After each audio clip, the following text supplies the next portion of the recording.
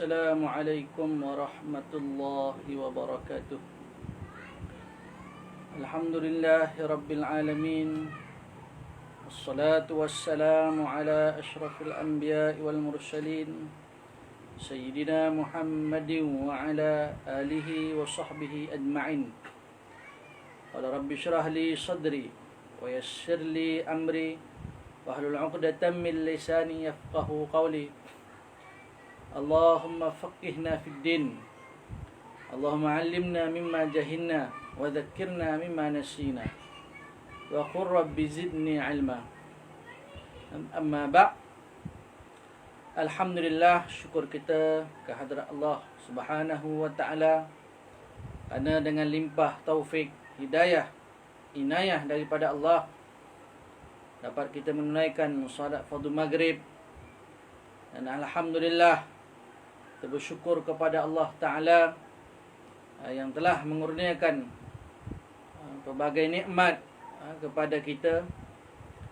Dan mudah-mudahan kita menjadi hamba Allah yang bersyukur kepada Allah Subhanahu wa Ta'ala di atas segala kurniaannya.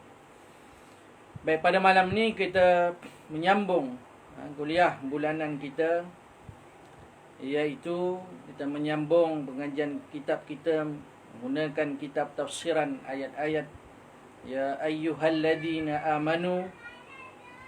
Bagi yang ada kitab, muka surat 261, yang di atas, muka surat 261, yang di atas tu. Baik, kita terus kepada kandungan isi kitabnya. Al-musannifu rahimahullahu ta'ala wa nafa'ana bi'ulumihi fid darainin amin.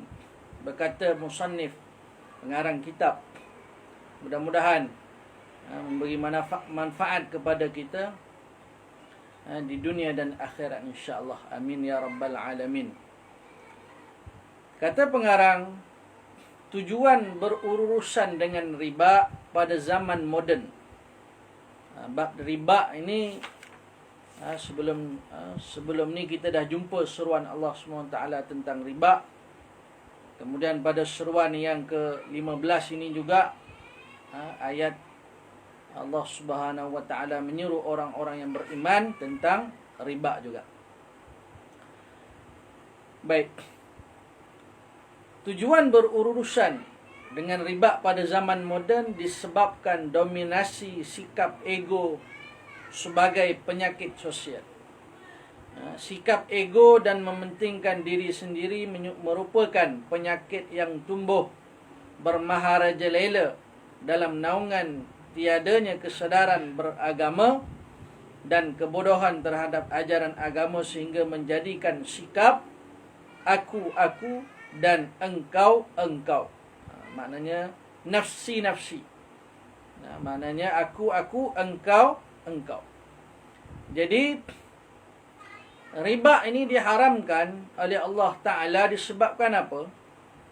Disebabkan apabila kita bermuamalah, kita jual beli, kita memberi pinjaman, maka di sana kita tidak boleh ada sifat ego, dan kita tidak boleh ada sifat mementingkan diri sendiri. Biar saya untung, biar kamu rugi. Saya untung, orang lain rugi. Kita buat zalim kepada orang lain. Maka kata pengarang, sifat ego dan sifat mementingkan diri sendiri ini dia merupakan penyakit. Kerana dalam Islam kita tak boleh ada sifat nafsi. Aku, engkau, tak boleh. Kerana orang Islam, umat Islam ini seperti satu jasad. Kita sedia maklum dah. Umat Islam ini seperti satu jasad. Jikalau ada salah satu bahagian anggota tubuh badan kita ni sakit, maka kita akan berjaga malam, kita tak boleh nak tidur. Contohnya kaki kita sakit, tangan sakit. Jadi sebabkan ada anggota kita yang sakit, maka kita tak boleh tidur. Begitu juga orang Islam.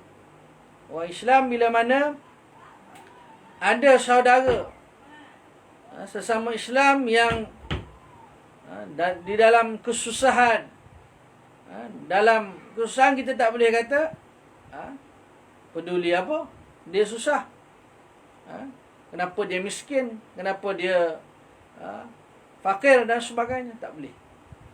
Maka kata pengarang, sifat ego dan sifat mementingkan diri sendiri ini, dia tumbuh, dia bermahara jalil. Disebabkan apa? Tidak ada kesedaran agama.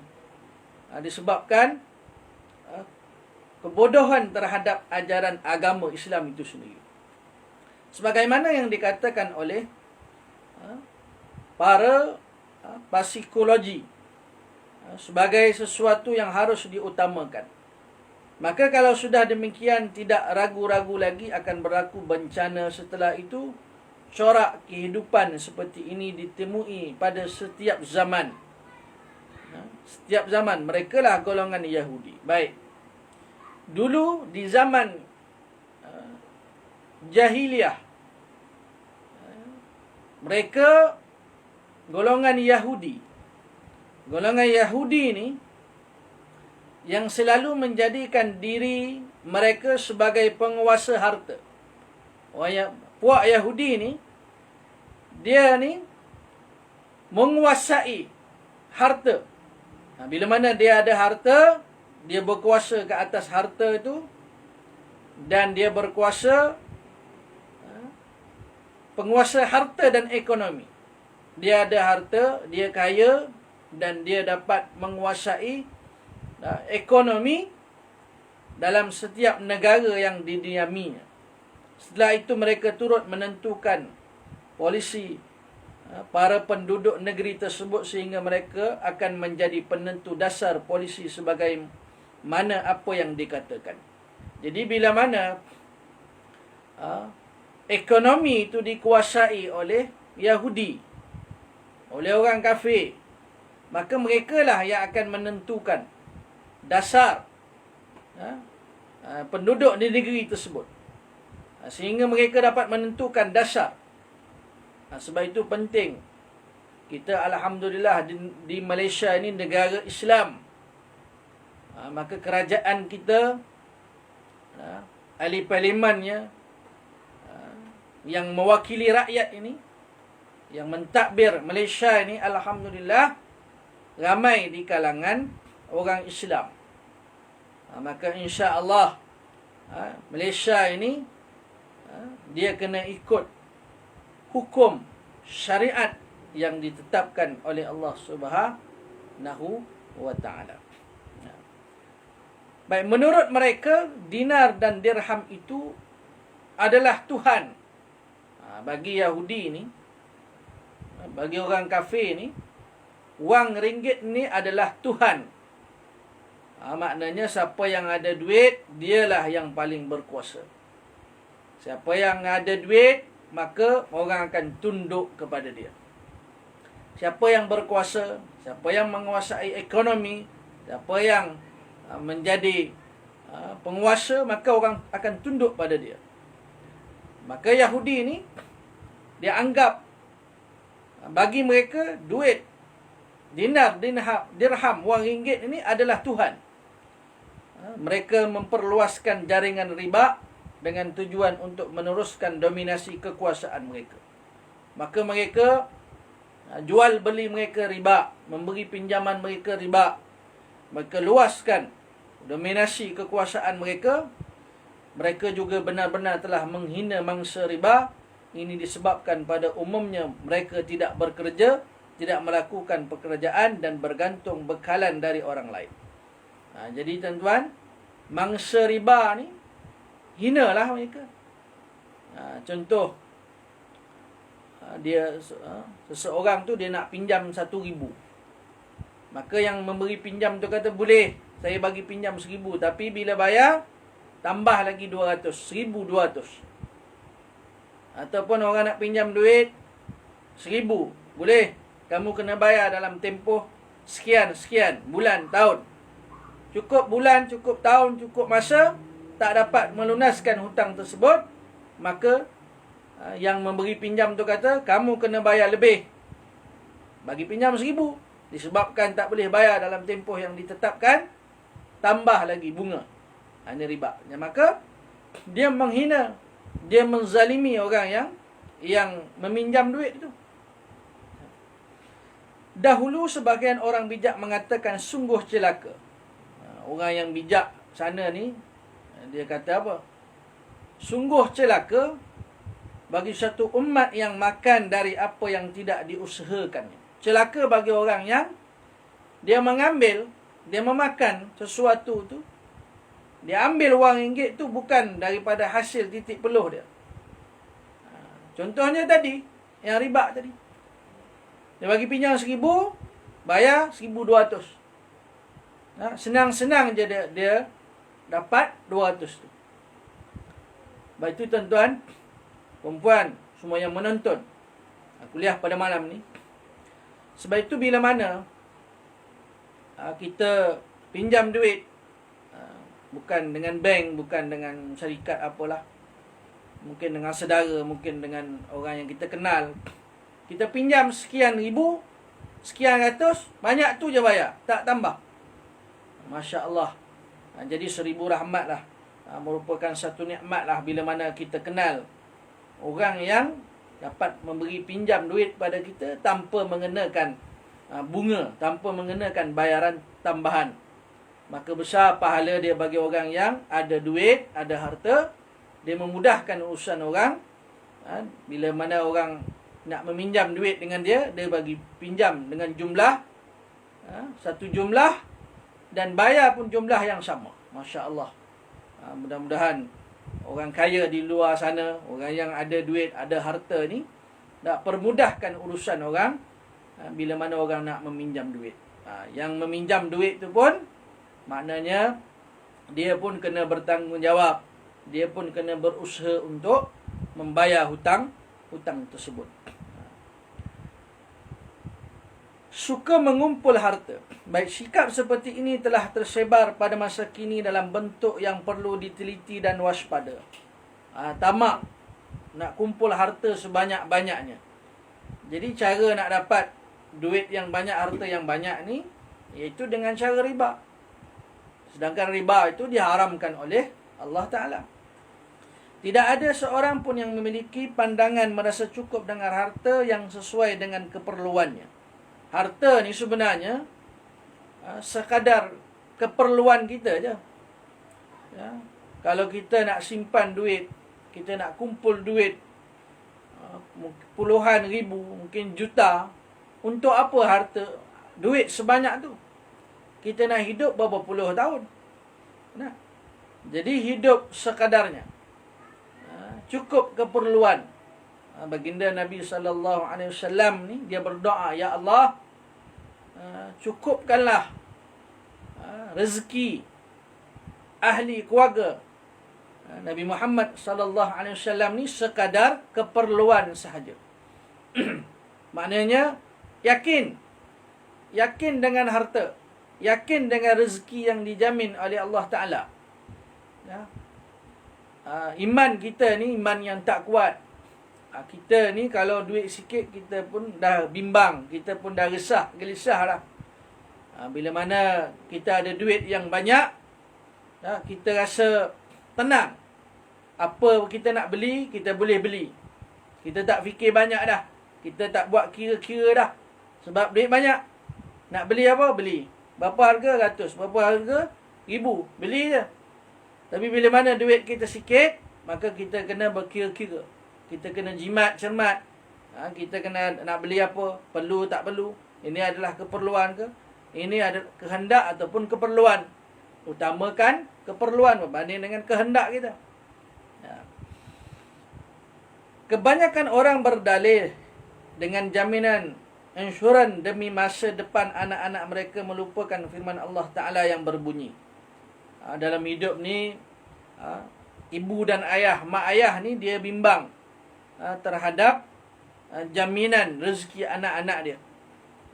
Yang mana Allah Subhanahu Wa Taala berfirman, firman Allah Subhanahu Wa Taala yang berbunyi, وَلْيَخْشَى الَّذِينَ لَوْ تَرَكُوا مِنْ خَلْفِهِمْ ذُرِّيَّةً ضِعَافًا خَافُوا عَلَيْهِمْ فَلْيَتَّقُوا اللَّهَ وَلْيَقُولُوا قَوْلًا سَدِيدًا.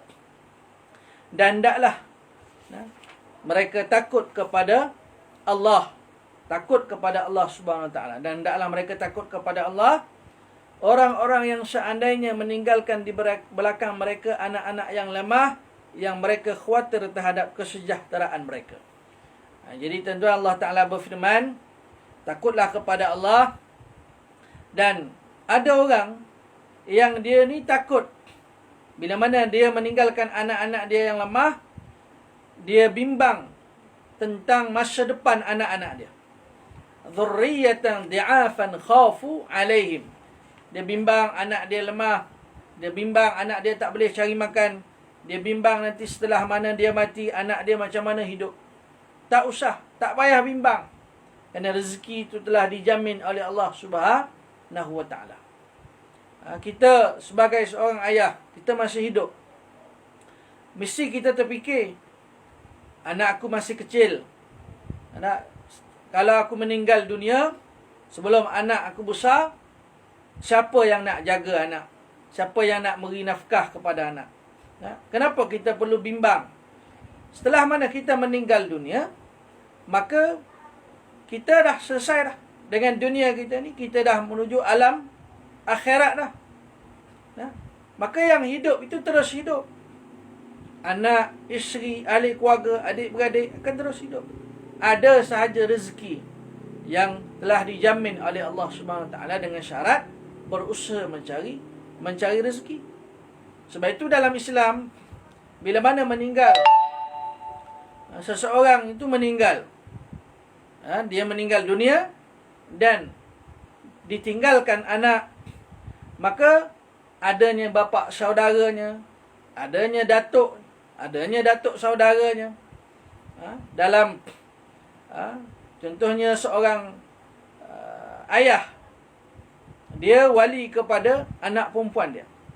Kalau ayah tu meninggal dunia, siapa yang akan menjadi wali kepada dia bila mana dia nak nikah anak perempuan tu? Datuk dia, bapa saudara dia, abang dia, abang lelaki dia, abang dia, adik lelaki dia. Maka Islam ni masya-Allah, kita tak perlu bimbang. Allah Ta'ala berfirman, orang yang bimbang bila mana dia meninggal dunia, anak-anak dia masih lemah, masih kecil, dia bimbang masa depan anak-anak dia. Oleh sebab itu, hendaklah mereka bertakwa kepada Allah dan hendaklah mereka mengucapkan perkataan yang benar. Maknanya takwa kepada Allah Subhanahu Wa Taala dan ucapkanlah perkataan yang benar. Surah An-Nisa ayat ke-9. Baik, kebanyakan manusia cenderung ingin mendapat apa yang disebut dengan cepat kaya. Kata pengarang kitab, ramai manusia ni dia nak cepat kaya. Itu yang banyak tu skim cepat kaya. Jom labur lah. Nak jualan laris, masuk kelas saya ajak. Nak buat produk apa yang nak jual, nak tarik pelanggan dan sebagainya. Jadi semua orang ni nak duit. Itu yang terjebak, terpedaya dengan skim cepat kaya. Sebab itu kita hari ni berhati-hati. Nak dapat duit ni bukan senang.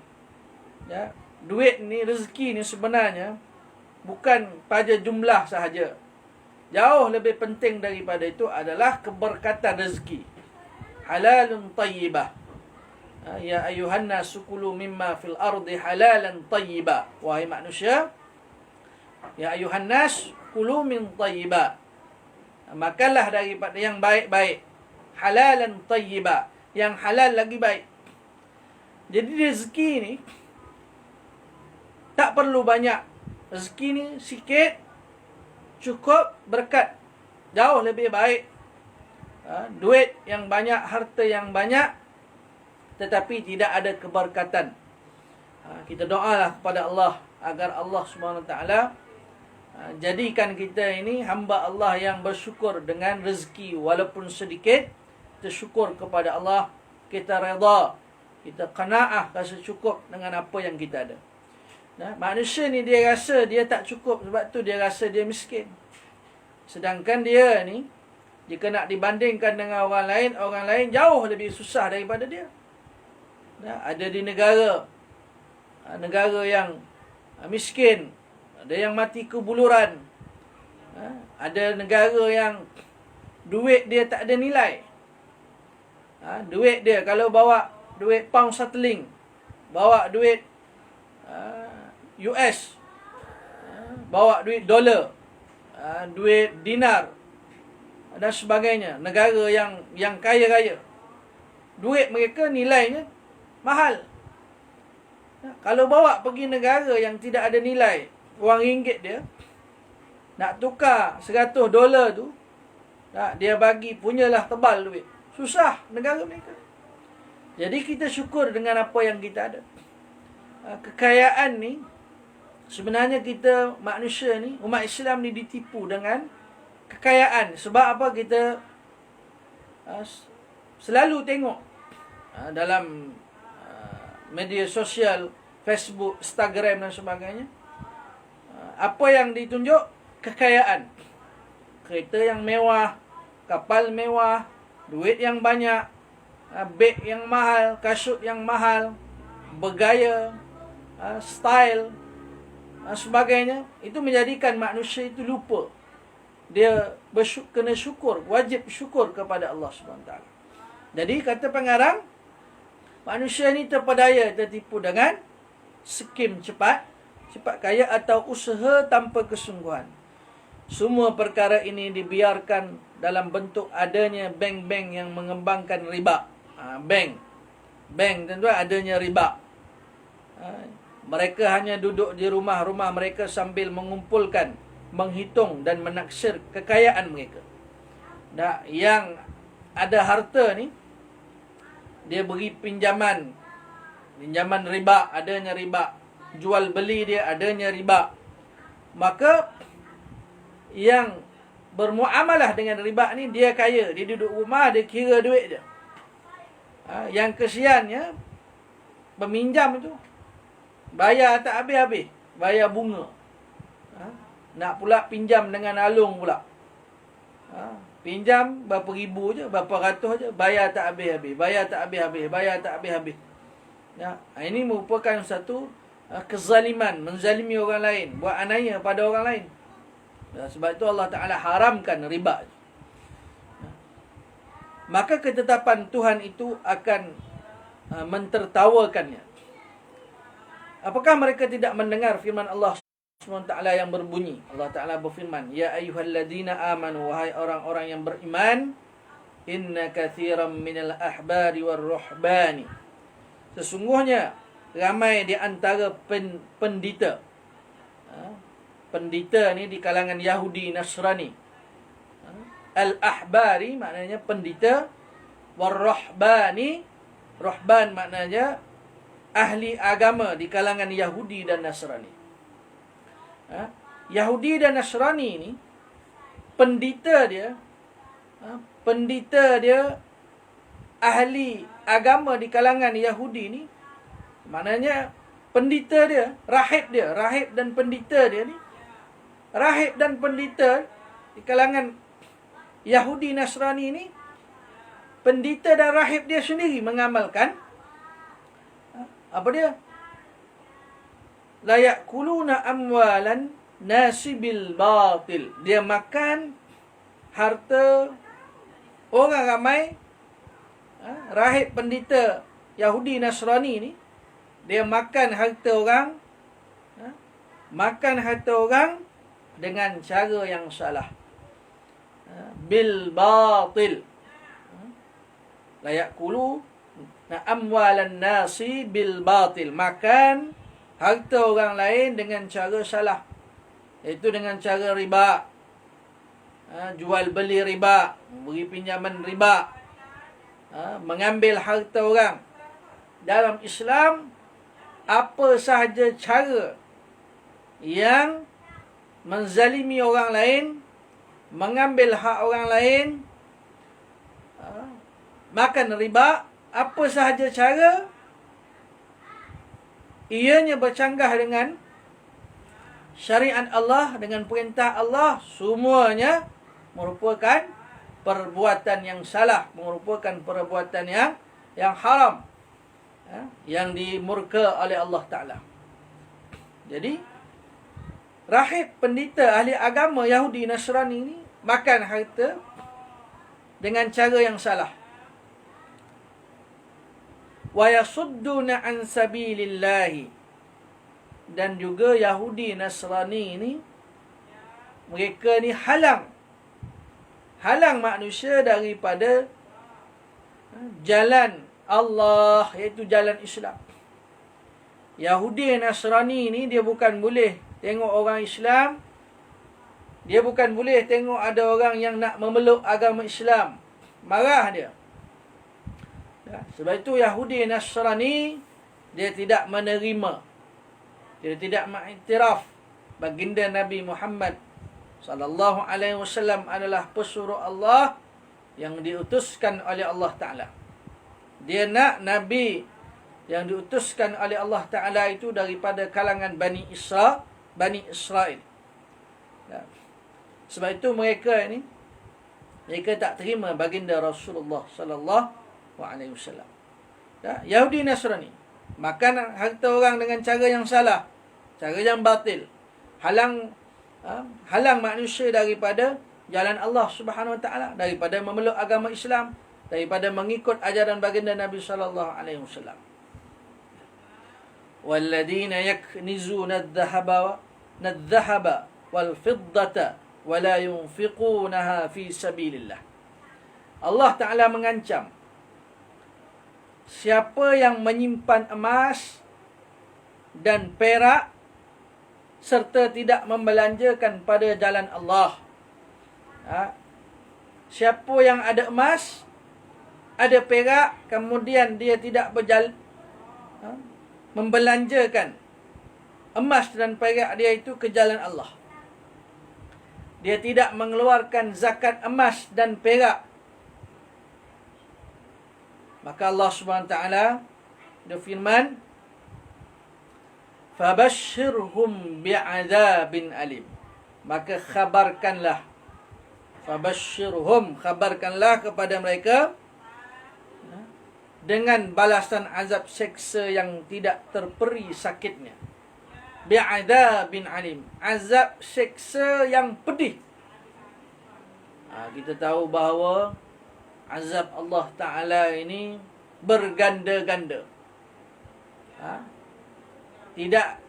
Tak berhenti. Ahli neraka diazab oleh Allah Ta'ala ini setiap saat diazab. Tak ada masa rehatnya. Azab yang pedih.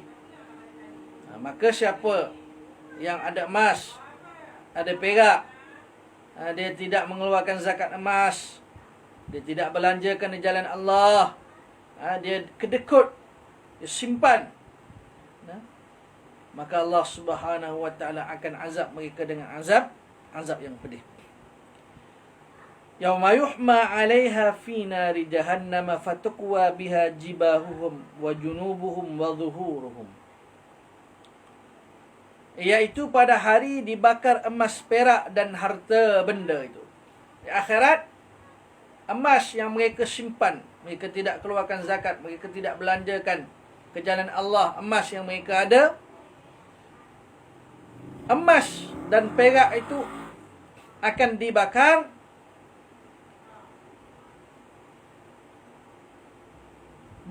emas, perak dan harta benda itu di dalam neraka. Emas, perak ni akan dibakar dalam neraka, lalu diselar dengannya dahi mereka dan rusuk mereka serta belakang mereka. Jadi emas yang mereka simpan, mereka tidak belanjakan di jalan Allah, emas yang mereka ada, mereka tidak keluarkan zakat emas, maka di hari akhirat emas itu dibakar, kemudian diselar dahi mereka, diselar rusuk mereka, diselar belakang mereka,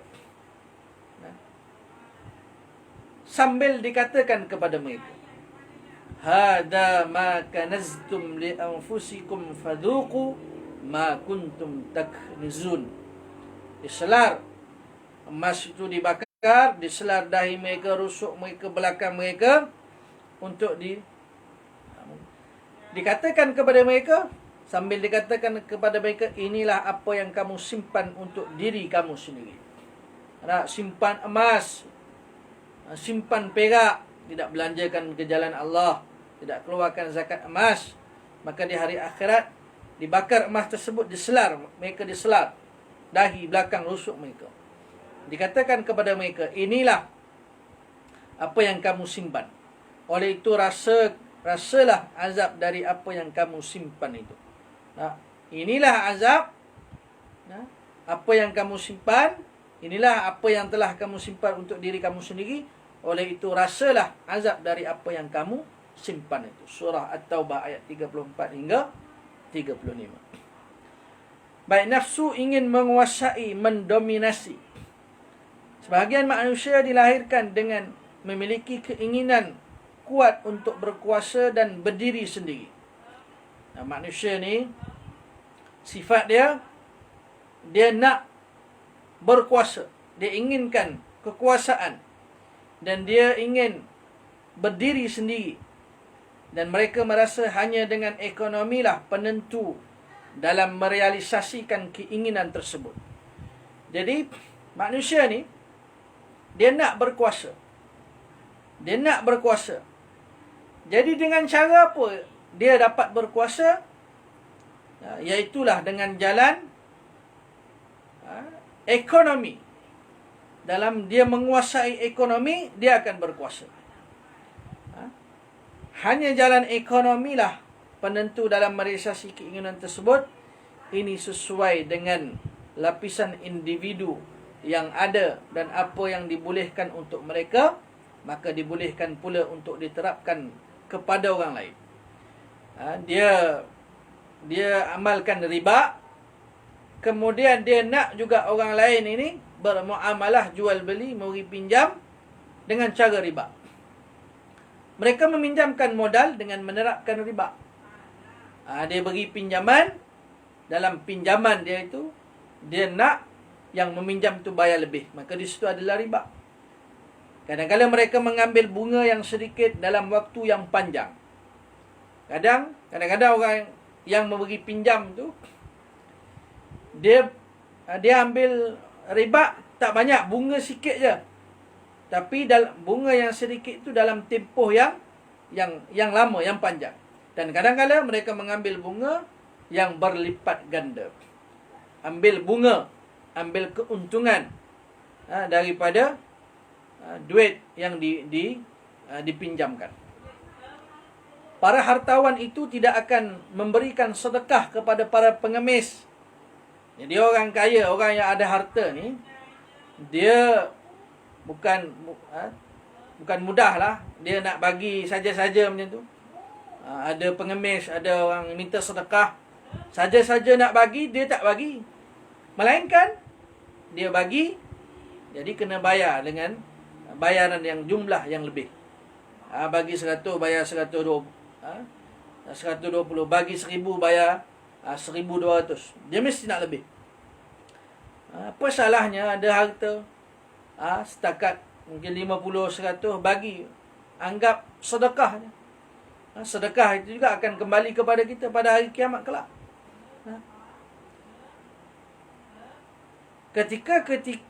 Kecuali ketika ketetapan Tuhan itu telah berubah, adapun selain itu maka perintah para bangsawan yang banyak hartanya seperti itulah yang akan berterusan, dan orang yang berhutang hanya dapat tunduk dan menjadi orang yang kecil. Jadi kalau terus menerus bermuamalah dengan riba ini, maka yang nayanya, yang kesiannya orang yang meminjam. Dia akan terus menerus bayar bunga, dia akan terus menerus kena tunduk kepada orang yang memberi pinjam, dan dia akan menjadi orang yang kecil. Masya Allah, Islam ni Masya Allah satu agama yang di zaman jahiliah, zaman Yahudi Nasrani ni mengamalkan riba, maka Allah Subhanahu wa taala mengharamkan riba. Untuk maslahah, untuk manfaat, untuk memberi manfaat kepada umat Islam. Bukan kerana dengan riba memberi kemudaratan, membebankan orang lain. Baik, riba yang diharamkan dalam syariat Islam, riba yang diharamkan dalam syariat Islam ada dua jenis. Yang pertama riba an-nasi'ah, iaitu riba menunda. Riba seperti ini disebut juga dengan riba jahiliah. Riba an-nasi'ah juga disebut dengan riba jahiliah. Bentuknya iaitu seseorang memberikan hutang kepada yang lain, lainnya sehingga tempoh waktu yang ditentukannya. Bagi pinjam, satu tempoh dah ditentukan, seperti 1 bulan atau 1 tahun. Kemudian jika masa pembayaran yang ditentukan antara kedua-duanya tiba dan orang yang berhutang tidak mampu melunaskannya, maka pemberi hutang menangguhkan bayaran dengan syarat nilai pembayaran hutangnya bertambah kerana berkembang atau riba. Jadi bagi pinjam 1,000, kena bayar dalam tempoh sebulan ataupun setahun, sampai masa cukup sebulan, cukup setahun tak boleh bayar lagi 1,000, maka dia yang memberi pinjam ni kata, okey, tak apa, kamu diberi tempoh lagi, tetapi kamu kena bayar lebih, iaitu bayar bunga. Mujahid berkata, pada zaman jahiliah, seseorang boleh memberikan hutang kepada yang lainnya dengan mengatakan, bagimu wang sekian dan sekian tambahannya, dan kamu boleh menangguhkan pembayarannya kepadaku, maka dia pun menangguhkannya. Zaman jahiliah ni, kalau seseorang tu nak bagi pinjam duit, dia boleh kata, okey, ini duit sekian jumlah, kamu kena bayar dalam tempoh sekian. Maknanya kalau nak tangguh lagi, tambah lagi bayar. Ini zaman jahiliah. Riba seperti ini kini kembali diterapkan dalam bank-bank yang mengambil peratus bunga tertentu seperti 5% atau 10%. Ini kata pengarang. Pengarang kitab ini dia di Saudi lah, Syekh Abdul Ati Buhairi di Saudi. Jadi kata dia, bank-bank ni ambil bunga. Ambil bunga 5% ataupun 10%. Lepas itu bila mana kita buat pinjaman dengan bank, pembiayaan kereta, pembiayaan rumah, dan dia untuk orang Islam ni, dia ada Islamic, pinjaman Islamic, CMB Bank Islamic, Maybank Islamic, dan bank-bank yang lain lagi. Maka kita pilih pinjaman pembiayaan Islamic. Dan mereka menyerah harta tersebut kepada syarikat dan individu. Maka dengan itu setiap urusan merangkumi 3 unsur berikut ini, berarti urusan yang berbau riba. Kata pengarang, kalau setiap jual beli, bagi pinjam duit, ada 3 unsur, dia adalah riba. Yang pertama, adanya tambahan atas modal pokok asal. Asal jumlah sekian, kemudian ada tambahan, itu adalah riba. Dan juga adanya bunga yang disyaratkan. Ada bunga, ada tambahan, riba. Adanya masa atau tempoh waktu yang menentukan peratusan tambahan atas modal pokok. Jadi mudah faham riba ni, bila mana ada jumlah tambahan, ia merupakan riba. Maknanya, kalau contohnya kita bayar ansuran, lewat setiap kelewatan itu ada cas. Setiap kelewatan ada cas. Maka itu merupakan riba. Wal'iyadzubillah min zalik. Mudah-mudahan Allah Subhanahu wa ta'ala jauhkan kita daripada bermuamalah dengan riba. Kita pun bimbang juga. Kita pinjaman kita macam-macam. Pinjaman kereta, pinjaman rumah, pinjaman peribadi dan sebagainya. Bank ataupun Macam-macam lah hari ni, ion kredit dan sebagainya. Lewat bayar ada cas. Lewat bayar ada cas. Alangkah indahnya Islam tu, dia tidak tak boleh menzalimi orang lain. Tak boleh buat aniaya pada orang. Kerana ia merupakan satu bebanan. Beban. Bila mana lewat bayar cas. Lewat bayar cas. Jadi bunga bertambah. Bunga bertambah. Bunga bertambah. Wal'iyadzubillah min zalik. Kita mohon moga-moga Allah Subhanahu Wa Taala ekonomi umat Islam, ramainya hartawan-hartawan, orang-orang yang kaya ni, mereka dapat membantu dengan memberi pinjaman tanpa mengenakan cas tambahan, tanpa mengenakan tambahan. Mudah-mudahan. Sebab itu pentingnya dalam Islam ini ekonomi. Ekonomi itu penting. Kena ada baitul malnya, kena ada pusat zakatnya, apa lagi lah, baitul mal tu masya-Allah untuk membantu orang. Bila orang dalam kesusahan, bukan kita tambah lagi susah dia. Ini tak. Orang dah susah, dia minta tolong nak pinjam duit. Kita bagi dia pinjam duit, kemudian kita tambah bunga lagi. Tak naya nama dia. Maka Allah Ta'ala haramkan riba. Ya. Riba al-fadl, itu maksud dia riba al-fadl tambahan. Riba al-fadl sebagaimana yang dijelaskan dalam sunnah adalah seseorang yang menjual dua barang yang sama jenis dengan disertakan tambahan. Merupakan riba juga apabila seseorang itu dia jual dua barang yang sama jenis disertakan tambahan. Maksudnya, contohnya, sebagai contoh, menjual 1 kilo gandum. Nak bagi contoh riba ni. Kita jual 1 kilo gandum. 1 kilo tepung. Kita jual 1 kilo tepung, 1 kilo gandum dengan 1,5 kilo gandum yang lainnya. Maknanya pertukaran jual beli di situ, 1 kilo tepung tukar dengan 1,5 kilo tepung yang lain. Maka di situ riba. Setengah tu riba. Setengah itu riba. Maknanya, okey, ini 1 kilo tepung. Baik, ambil. Satu lagi, 1 kilo setengah tepung. Jadi pertukaran jual beli itu, yang setengah itu adalah riba.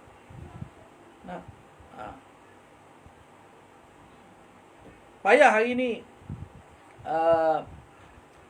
orang kata apa? Dunia hari ni semua nakkan keuntungan. Kadang-kadang menggunakan nama Islam. Sebab orang Islam, bila mana dia dengar Islamik itu, dia kata Masya Allah. Islam. Orang Islam dengar Islamik, dia akan tertarik. Inilah yang diredai oleh Allah SWT.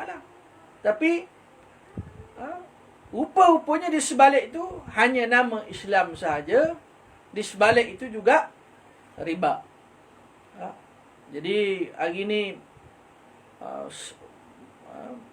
pesatnya, semua nakkan keuntungan.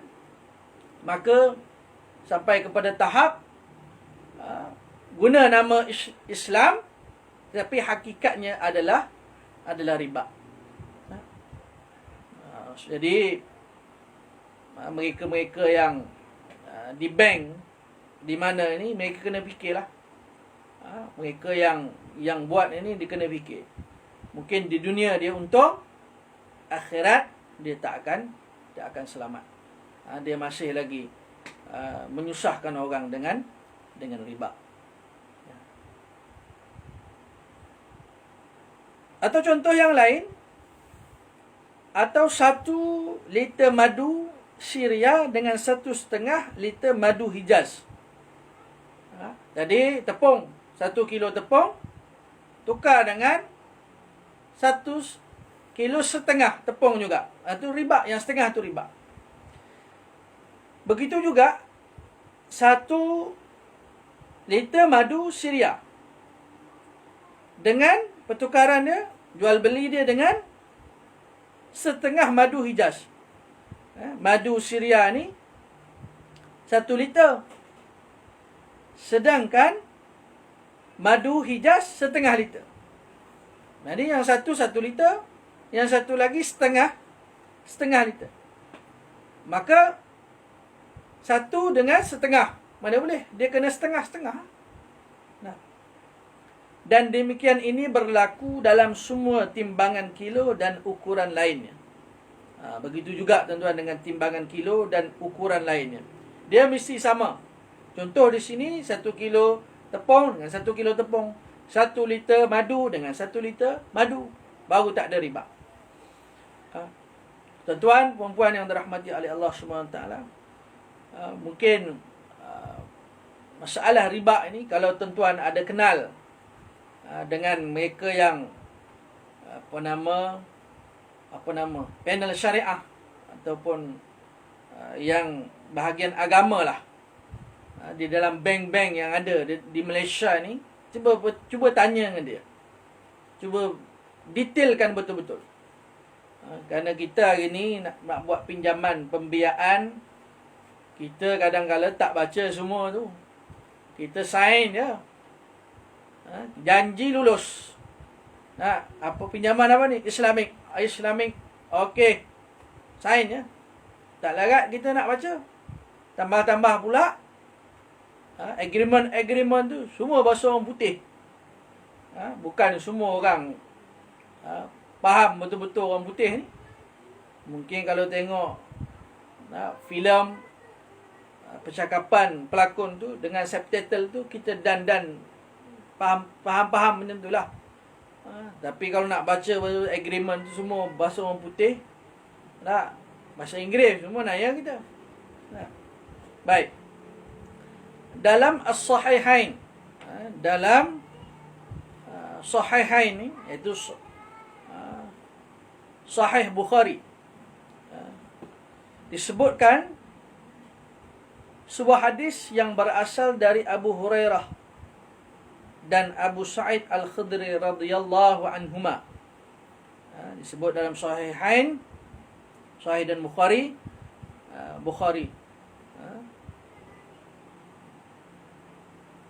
Ada sebuah hadis berasal daripada Abu Hurairah dan Abu Sa'id radhiyallahu anhu, bahwasanya Rasulullah SAW menyuruh kepada pelayannya untuk menukarkan kurma yang baik ke Khaybar.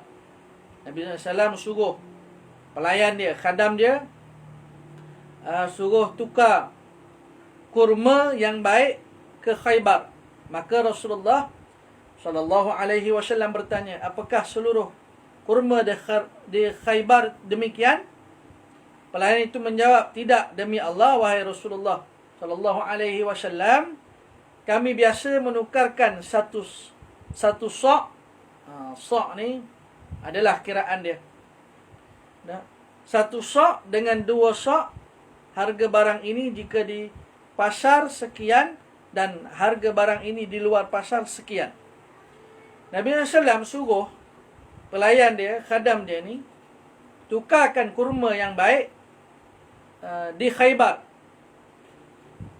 Nabi SAW tanya, kurma di Khaybar ni semua macam tu ke?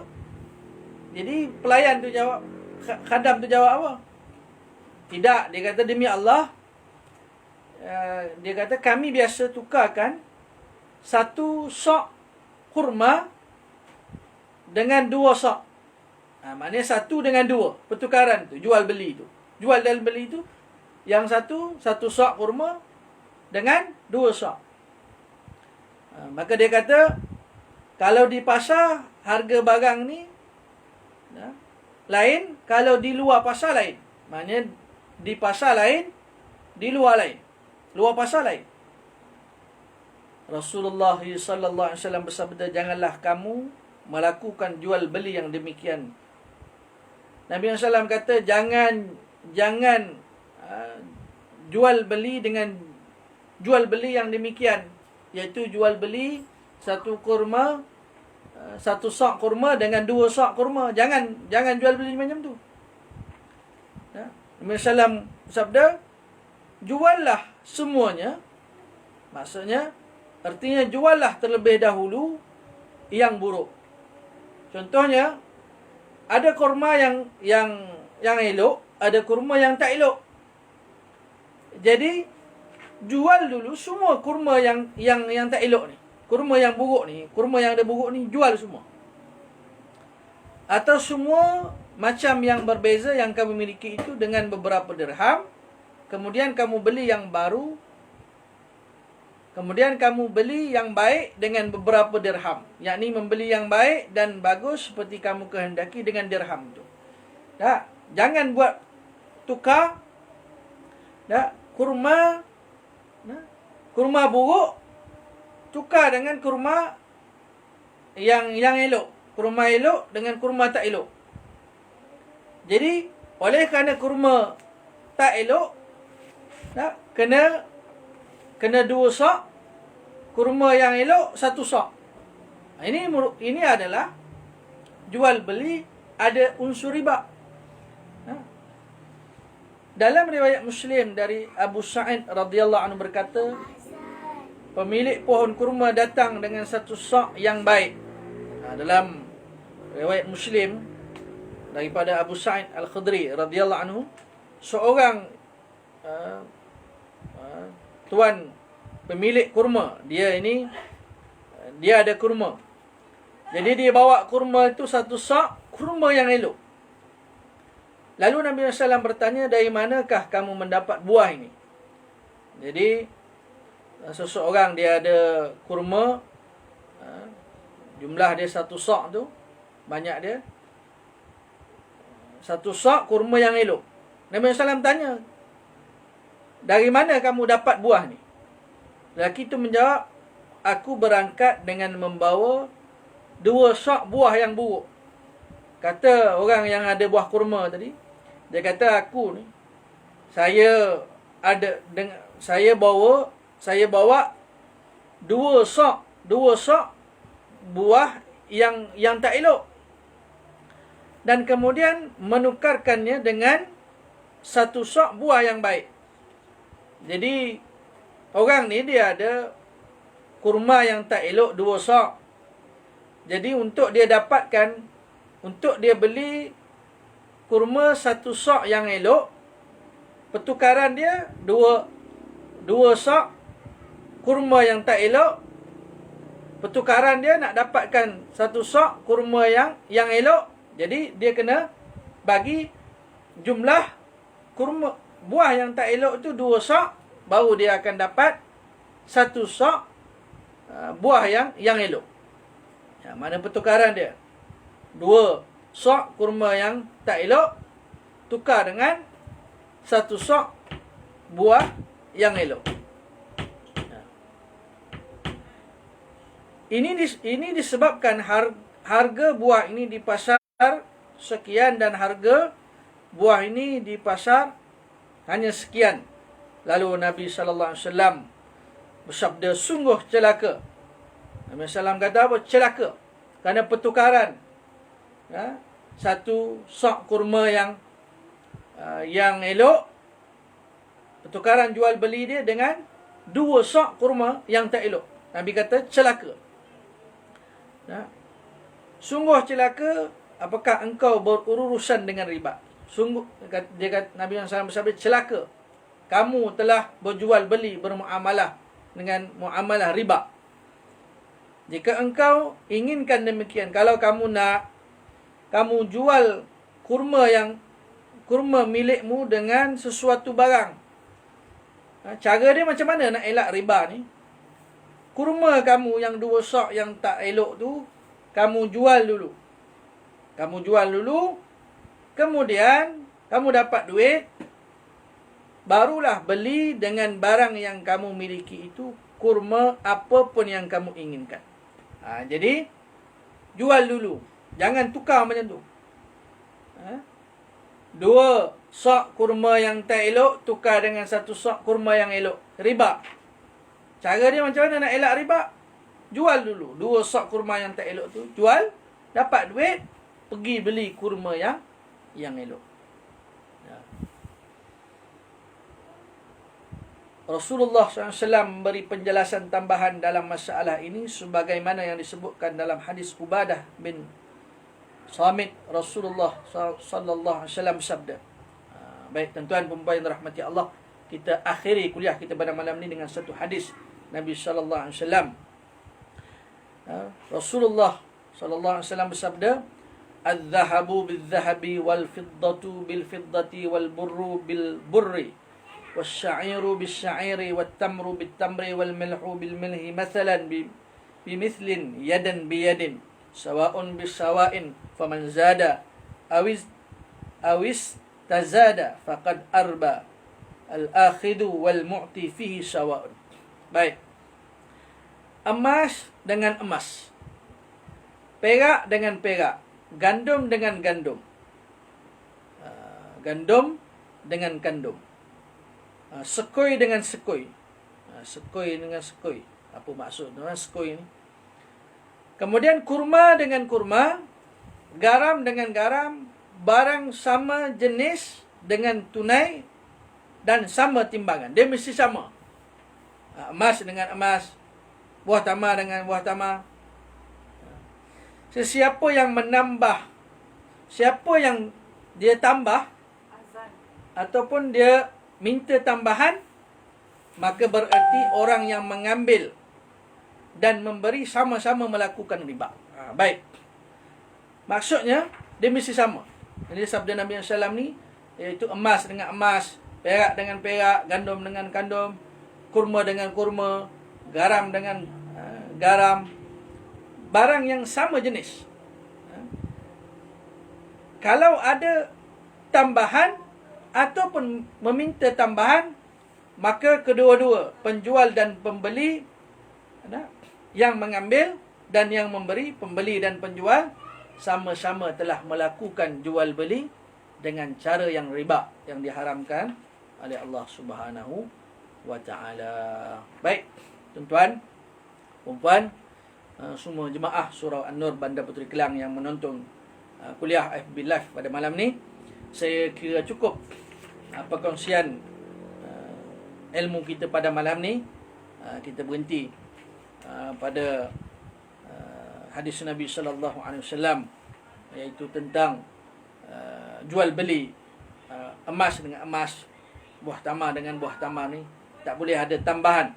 Kalau ada tambahan, kedua-duanya, penjual dan pembeli ini telah melakukan jual beli riba yang diharamkan oleh Allah Subhanahu wa Ta'ala.